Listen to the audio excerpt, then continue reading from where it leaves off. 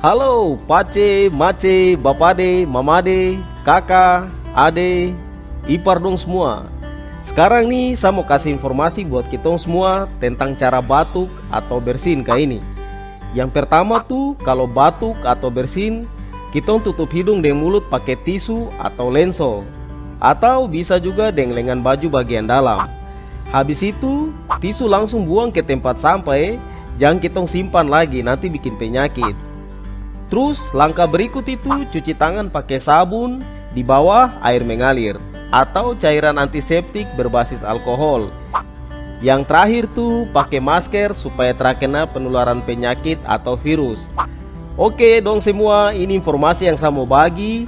Mari kita jaga diri dan kesehatan, ikuti anjuran pemerintah dan tetap berdoa. Terima kasih.